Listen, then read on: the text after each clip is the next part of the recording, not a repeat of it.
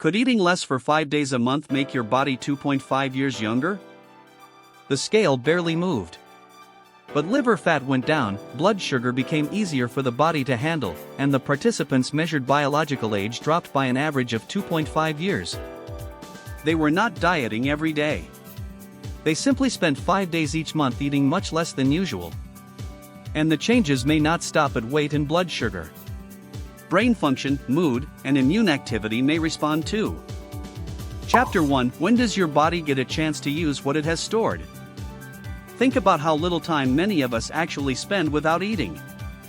Breakfast is over, then comes a sweetened coffee. After lunch, maybe some fruit. In the afternoon, a handful of nuts. Dinner is followed by a snack while watching TV. Every time food comes in, your body uses that new energy first. Whatever it does not need right away gets stored for later.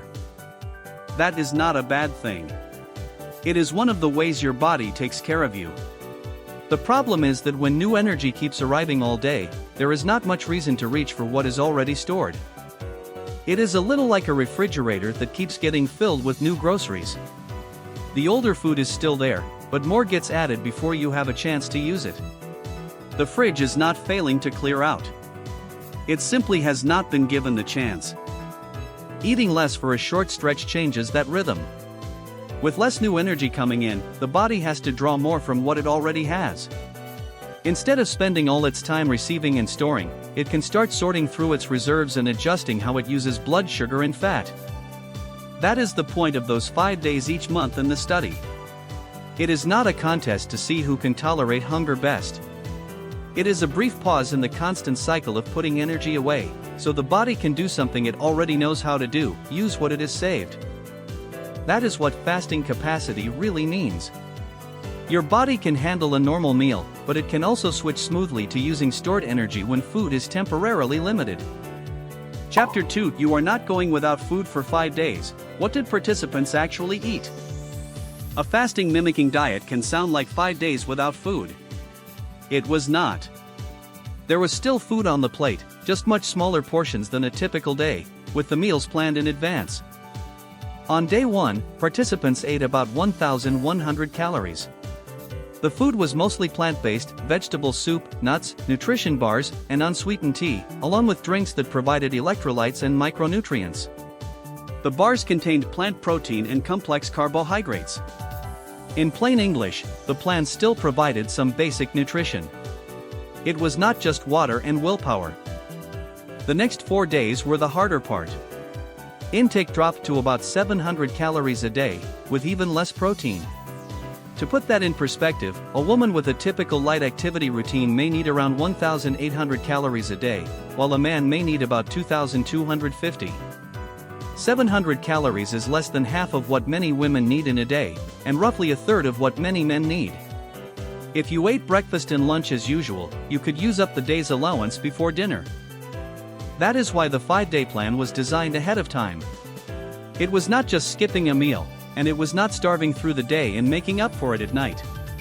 With so few calories available, the food needs to be chosen carefully: vegetables, nuts, and complex carbohydrates that offer more than empty calories. On day 6, participants returned to a normal, healthy way of eating. That did not mean celebrating with a huge meal. It meant going back to a regular rhythm and letting that 5-day cycle come to a calm close. So a fasting mimicking diet is not 5 days with an empty stomach. It is 5 days of deliberate choices. You eat less, but you cannot eat carelessly. Calories are low, but basic nutrition still matters. It sounds simple on paper. In real life, it takes planning. Chapter 3: Why can the scale stay the same while your body is already changing? You have been careful for several days. Then you step on the scale, hoping to see a difference, and the number barely moves. It is easy to feel discouraged. Was all that effort for nothing? Not necessarily. A scale tells you how much your whole body weighs. It cannot tell you whether there is less fat in your liver or whether your body is handling blood sugar a little more easily. Liver fat is different from the fat you can pinch around your waist. You cannot see it, and losing a pound or two does not tell you where that loss came from. But your liver helps process both sugar and fat every day. When there is less fat there, it may have an easier time handling the food you eat. Another term you may hear is insulin resistance. Here is the simple version: after a meal, blood sugar rises, and insulin helps move that sugar from the blood into your cells. If the cells respond more slowly over time, the body has to send out more insulin to get the same job done. It is like having to call someone's name several times when one call used to be enough. After participants completed the fasting-mimicking cycles, liver fat fell and their response to insulin improved. What is especially interesting is that these changes did not depend on dramatic weight loss. Some people had little obvious change on the scale, while their bodies were already getting some relief on the inside. The researchers also combined blood and body measurements into a kind of biological age report card. After 3 cycles, the participants' average biological age was 2.5 years lower. That result lined up with the changes in liver fat and blood sugar measures. Internally, the body was moving in a younger, healthier direction. Weight still matters. It is just not the only scorecard. Some changes are quiet at first. Your waistband may not feel looser, and the scale may not reward you yet, while your liver and blood sugar regulation are already moving in a better direction. Chapter 4: If 5 consecutive days feel impossible, could 5:2 be easier? Eating less for 5 straight days looks simple on a calendar. Fitting it into a real life is another story. The first 2 days may go fine. Then a coworker invites you to lunch, your family has a dinner planned, and work gets intense. Now you are not just hungry. You are explaining why you are only having soup. A lot of plans do not fail because people lack willpower. They fail because they do not fit into real life. That is where the 5:2 approach can feel more flexible. You eat normally and healthfully on 5 days of the week, then choose 2 non-consecutive days to eat less. For example, Monday and Thursday. The article's reference amounts are about 500 calories a day for women and 600 for men. The regular eating days in between give both your body and your schedule a little breathing room. Those 2 lower calorie days can work around your life. If Wednesday means back-to-back meetings, do not choose Wednesday. If the weekend is full of family meals, avoid the weekend. Picking days when life is quieter and you are not planning a hard workout can make the plan much more manageable. Save exercise for days when you are eating normally and have more energy. The 5 regular eating days are not a time to make up for everything. If you cut back one day and then replace those calories with fried chicken, dessert, and late-night snacks the next, it is easy to undo the point of the plan. On regular days, meals can still include whole grains, potatoes, fish, lean meat, vegetables, and nuts. The 5:2 approach is not identical to 5 consecutive days each month, but both create short periods of lower energy intake. The biggest advantage of 5:2 is that you do not have to put your life on hold for 5 days. It can work around dinners, work, and everyday obligations, which may make it easier to keep going month after month. The best approach is often not the strictest one. It is the one you can still follow when life gets busy and you are tired. Chapter 5: Why might eating less for a few days affect your brain, mood, and immune system too? When people think about intermittent fasting, they usually think about weight and blood sugar.